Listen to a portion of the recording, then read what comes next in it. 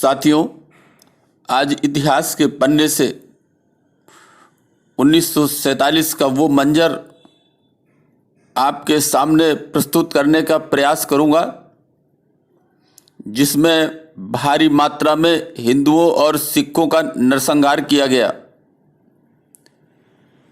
साथियों, ये है मीरपुर के हिंदुओं और सिखों की नरसंहार की इतिहास के पन्ने से निकाला गया एक सच। साथियों, आजकल जो मीरपुर है वो पीओके यानी जिसको पाकिस्तान ऑक्युपाइड कश्मीर कहते हैं, उसके मीरपुर जिला का एक शहर है। यह पुंछ नदी के किनारे बसा हुआ है। साथियों, कभी मीरपुर के मूल निवासियों में एक बड़ा भाग यानी बहुसंख्यक हिंदू और सिख समुदाय था, लेकिन साथियों, जब राजा हरि सिंह ने कश्मीर का भारत में विलय किया तो वहां के मुसलमानों ने कश्मीर पर कब्जा करने की एक साजिश रची और उसे अंजाम दिया। साथियों, ऐसे लोगों ने हथियारों के साथ इस क्षेत्र पर यानी मीरपुर पर सन 1948 में कब्जा करने के लिए हथियारों के साथ हमला कर दिया। और साथियों, इसका परिणाम यह हुआ कि जान बचाने के लिए जो वहां के बहुसंख्यक हिंदू और सिख समुदाय के लोग थे, उनमें से जो कुछ बच पाए वो भारत के जम्मू शहर और भारत के दूसरे हिस्सों में भागकर उन्होंने शरण ली। साथियों, वर्तमान में यहाँ लगभग सभी निवासी केवल मुस्लिम हैं और ऐसे मुस्लिम हैं जिनका कश्मीर से कोई रिश्ता नाता नहीं है। यह गैर कश्मीरी मुसलमान हैं और यही वजह है कि इस मीरपुर इलाके में जो कभी कश्मीरी भाषा वहां की भाषा हुआ करती थी, उसका अंत हो चुका है। साथियों, पाकिस्तान के कब्जे वाले एक अभागे शहर मीरपुर की कहानी भारत विभाजन की वो कहानी है जिस पर मानवता भी शर्म खा जाए। साथियों, जबकि 26 अक्टूबर 1947 को जम्मू कश्मीर का विलय भारत में हो चुका था, यहाँ के हिंदुओं सिखों को लगा कि अब जम्मू कश्मीर तो भारत का अभिन्न अंग अर्थात हिस्सा हो गया है, लिहाजा अब शहर छोड़ने या पलायन करने की जरूरत नहीं पड़ेगी।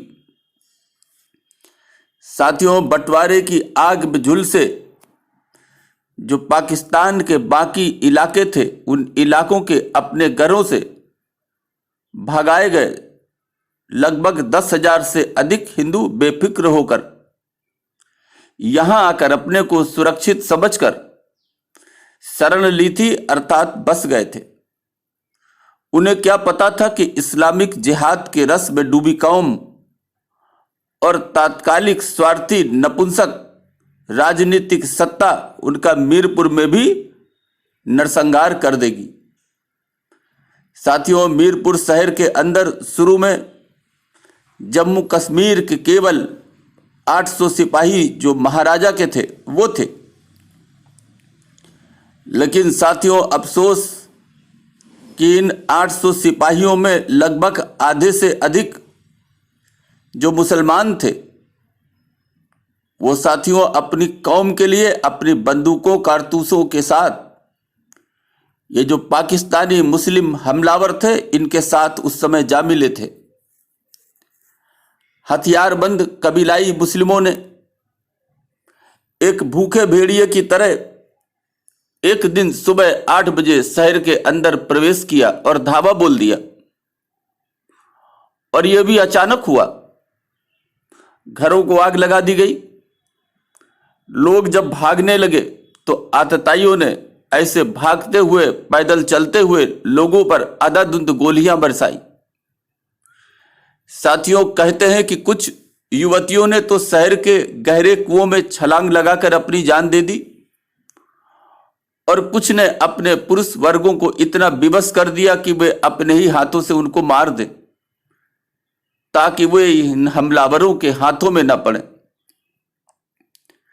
साथियों, ये मीरपुर शहर जो लगभग 650 सालों तक भाईचारा, गंगा जमुनी तहजीब, शांति का प्रतीक समझा गया, अचानक 25 नवंबर 1947 को कुछ ही घंटों में ये जो भाईचारा, शांति, गंगा जमुनी तहजीब का जो सिद्धांत था वो टूट गया और इसे मिटाकर इसे लाशों का मरघट बना दिया गया और ये लाशों का मरघट बनकर रह गया। साथियों, तारीख 25 नवंबर 1947 भारत पाक बंटवारे के समय, यानी आज से लगभग 73 वर्ष और पहले जम्मू कश्मीर के मीरपुर जिले पर इन हमलावरों ने हमला कर कत्लेआम मचाया था और सरकारी आंकड़ों के अनुसार वहां रहने वाले लगभग 30,000 निहत्थे हिंदू और सिखों का नरसंहार कर दिया। लेकिन साथियों, अगर गैर सरकारी आंकड़ों की बात करें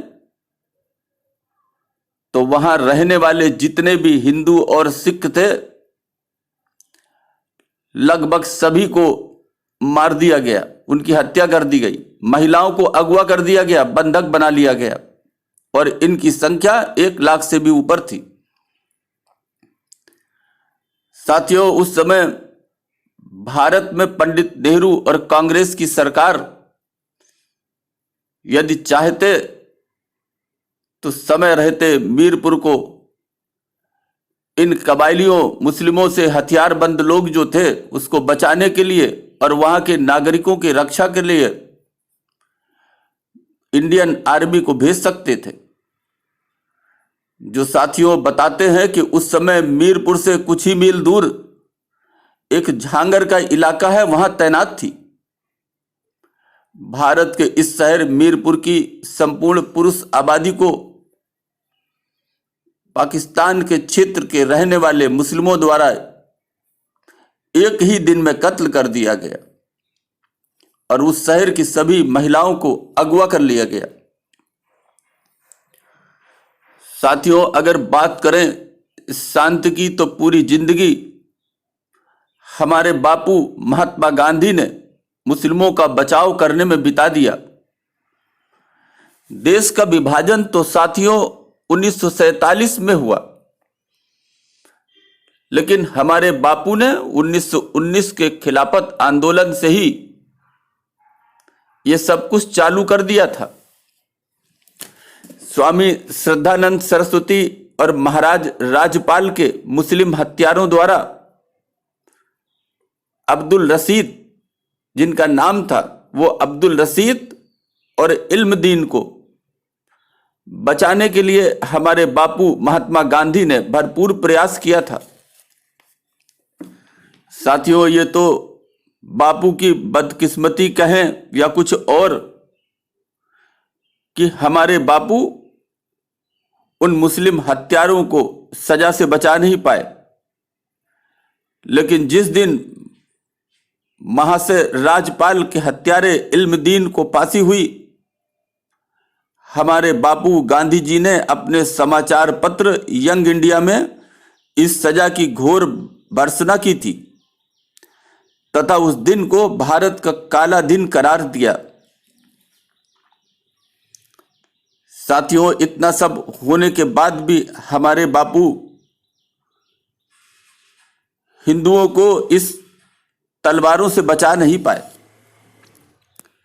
साथियों, अफसोस यह है कि हिंदू ही सदैव अपने ही घर में, अपने ही देश में एक विदेशी मजहब के लोगों से कटता रहा है, उनके पत्थर खाता रहा है।